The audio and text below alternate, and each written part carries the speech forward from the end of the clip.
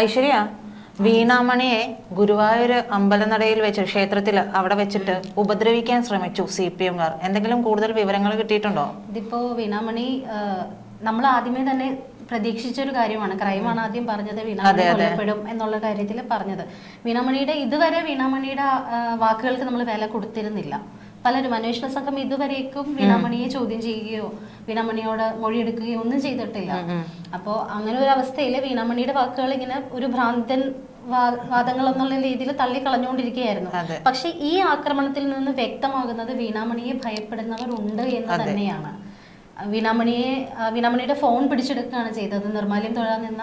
അതായത് അതിൽ അവർ പറഞ്ഞൊരു കാര്യം എന്ന് പറയുന്നത് കൊലപ്പെടുത്തുന്ന ദൃശ്യങ്ങൾ വീണാമണിയുടെ കയ്യിലുണ്ട്. അപ്പൊ അതിലൂടെ ഒരു കാര്യം കൂടി പറഞ്ഞു വെക്കുന്നുണ്ട്, കൊലപ്പെടുത്തിയത് തന്നെയാണ് എന്ന്. കൊലപ്പെടുത്തിയ ദൃശ്യങ്ങൾ എവിടെയെന്നാണ് മലയാളപ്പുഴ മോഹനൻ അവിടെ വെച്ചിട്ട് മലയാളപ്പുഴ വെച്ചിട്ട് ചോദിക്കുന്നത്. ആ ചോദ്യത്തിൽ തന്നെ ഉണ്ട് കൊലപ്പെടുത്തിയതാണ് എന്ന് മലയാളപ്പുഴ മോഹനനും അറിയാമെന്നുള്ളത്.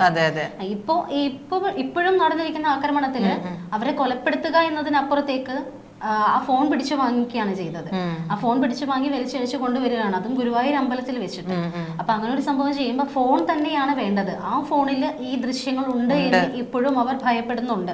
അതുകൊണ്ട് തന്നെയാണ് അങ്ങനെ ഒരു ആക്ട് ഉണ്ടായത്. അവര് ചിന്തിക്കുന്നുണ്ടാവും, വീണാമണി ഇത്രയേറെ ഇതിൽ ഉറച്ചു നിൽക്കുമ്പോ ഇതിന്റെ എന്തെങ്കിലും തെളിവുകൾ ബൊലേറോയിൽ കയറ്റിക്കൊണ്ട് പോയതും രണ്ട് സൈഡിൽ ആളുള്ളതും ഒക്കെ വീണാമണി പറഞ്ഞുകൊണ്ടേയിരിക്കുന്നു. ഫോണിൽ എടുത്തിട്ടുണ്ടെങ്കിലോ ഇൻ കേസ് അത് എടുത്തിട്ടുണ്ടെങ്കിലോ എന്നുള്ള പേടി കൊണ്ട് തന്നെയാണ് ഫോണാണ് അവരുടെ ടാർഗറ്റ് ശരിക്കും വീണാമണിയെക്കാളും എന്ന് എനിക്ക് തോന്നുന്നു. ആ ഫോണിൽ അങ്ങനെ ഒരു സാധനം ഉണ്ടെങ്കിൽ അടുത്തത് വീണാമണിയെ തീർക്കുക എന്നതിൽ തന്നെയായിരിക്കും വരുന്നത്.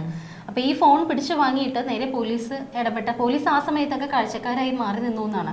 ഗുരുവായൂർ അമ്പലത്തിൽ നമുക്കറിയാം എപ്പോഴും പോലീസ് സർവേലൻസിലുള്ള ഒരു അമ്പലമാണ്. എന്നിട്ട് പോലും പോലീസ് ഒരുപാട് വൈകിയാണ് ആ കാര്യത്തിൽ ഇടപെടുന്നത്. അവരോട് പറഞ്ഞത് നിങ്ങൾ വേണേ ഹോസ്പിറ്റലിൽ പോയി അഡ്മിറ്റ് ആവ് എന്നാണ് പറഞ്ഞത്.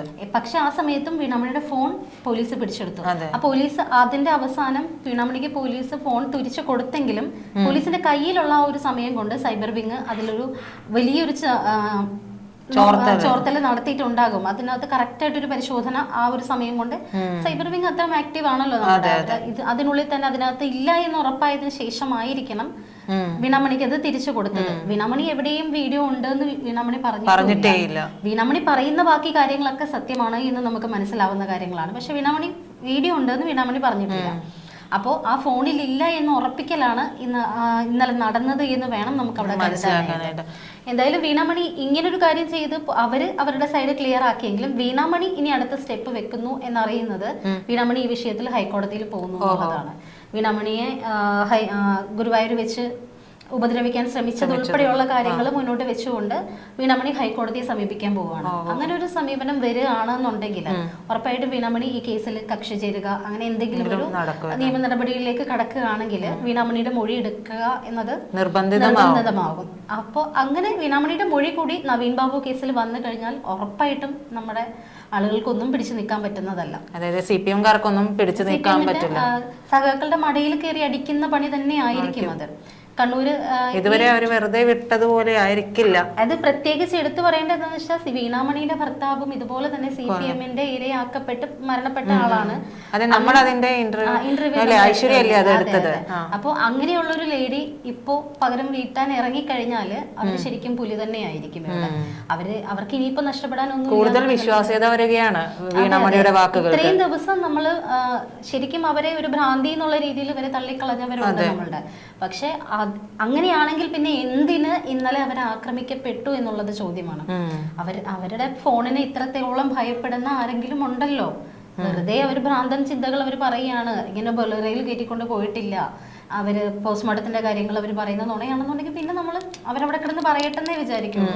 അല്ലാണ്ട് അവരെ ഇപ്പൊ പിടിച്ച് ഈ ഫോൺ പിടിച്ചു വാങ്ങിയതും പോലീസ് ഇത് കസ്റ്റഡിയിൽ എടുത്തും പോലീസിന് എന്താ ആവശ്യം ഉണ്ടായിരുന്നു അവിടെ? പോലീസിൽ ആക്രമിക്കപ്പെട്ടത് വീണാമണിയുടെ ഫോൺ കസ്റ്റഡിയിൽ എടുക്കാനുള്ള എന്താവശ്യമാണ് അവിടെ പോലീസിന് ഉണ്ടാവുന്നത്? പോലീസ് ഒരിക്കലും എല്ലായ്പ്പോഴും വേട്ടക്കാർക്കൊപ്പമാണെന്നുള്ളത് നമുക്ക് അറിയാമല്ലോ. എത്ര കേസുകളാണ്. അതെ, അത് ഉറപ്പായിട്ടും ഉണ്ട്. അതിന്റെ തന്നെയാണ്. അപ്പൊ എന്തായാലും ഇതൊരു നല്ല സൂചനയാണെന്ന് തന്നെ ഞാൻ വിചാരിക്കുന്നുള്ളൂ. എന്തായാലും മഞ്ജുഷയ്ക്കൊക്കെ ഒപ്പം ചേരുകയാണെങ്കിൽ ഇപ്പം കക്ഷി ചേരണം. മഞ്ജുഷയ്ക്ക് ഇപ്പൊ കുറെ റെസ്ട്രിക്ഷൻസ് ഉണ്ടാവാം. ചിലപ്പോ എല്ലാരും കൂടി നിൽക്കുമ്പോ അവര് വീണാമണിയുടെ വാക്കുകൾ അവർക്ക് എത്രത്തോളം എന്നുള്ളത് അറിയാൻ പറ്റില്ലായിരിക്കും ചിലപ്പോ. അതുകൊണ്ടായിരിക്കാം അവർ കക്ഷി ചേർക്കാത്തതോ അല്ലെങ്കിൽ ഇതിന്റെ പിന്നാലെ പോവാത്തതോ. പക്ഷെ മഞ്ജുഷയുടെ ഹർജിയിൽ എവിടെയോ വീണാമണിയുടെ കാര്യം പറയുന്നുണ്ട്. എന്നാലും അവർക്ക് അതിൽ കൂടുതൽ അവർക്ക് ചെയ്യാൻ പറ്റും. എന്തായാലും ഒരുമിച്ച് ഒരേ സംഭവത്തിൽ ഒരേ വിഷയത്തില് 2 ഹർജികളാവുമ്പോഴേക്കും കോടതിയും പ്ലസ് കക്ഷി ചേർന്ന് കഴിഞ്ഞാൽ വീണാമണിയുടെ മൊഴി എടുക്കേണ്ട അവസ്ഥ വരും. അങ്ങനെ മൊഴി എടുത്തു കഴിയുമ്പോൾ വീണാമണി പറഞ്ഞ ഈ കാര്യങ്ങളെല്ലാം ശരിയാണ് എന്ന് തെളിയിക്കാൻ വീണാമണി തന്നെ വെല്ലുവിളിക്കുന്നുണ്ട്. വീണാമണി അന്നത്തെ ദിവസം വിളിച്ച കോളുകള്, കോൾ ലിസ്റ്റ്, കാര്യങ്ങളൊക്കെ എടുക്കാനായിട്ട് കളക്ടറേറ്റിൽ ഞാൻ പോയിട്ടുണ്ട്, നിങ്ങൾ CCTV എടുത്ത് നോക്കിക്കോ എന്നാണ് അവർ പറയുന്നുണ്ട്. അപ്പൊ അങ്ങനത്തെ കാര്യങ്ങളെല്ലാം തെളിയും, പല കാര്യങ്ങളും തെളിയും. പ്രജിത്ത് ഡോക്ടർ കുടുങ്ങും. അവിടെ പരിയാരം മെഡിക്കൽ കോളേജിൽ ഇതിനു മുമ്പ് നടത്തിയിട്ടുള്ള പോസ്റ്റ്മോർട്ടങ്ങളിലെ അട്ടിമറിയെ പറ്റി അവർ പറയുന്നുണ്ട്, അത് പുറത്തു വരും. അപ്പൊ അങ്ങനെ പല കാര്യങ്ങളിലേക്കും പോകാനുള്ള ഒരു തുടക്കം തന്നെ ആവട്ടെ വീണാമണിയുടെ ഈ ഒരു നീക്കം, അടുത്ത നീക്കം അതിലേക്കുള്ളത് തന്നെ ആവട്ടെ. ഇതിപ്പോ ചെറിയ വടി കൊടുത്ത് ചെറിയ വട കൊടുത്ത് വലിയ വട വാങ്ങിയ പരിപാടി ഇപ്പൊ നടന്നിരിക്കണമെന്ന് നമുക്കിപ്പോ പറയാൻ പറ്റുള്ളൂ. നമുക്ക് എന്തായാലും നോക്കാം.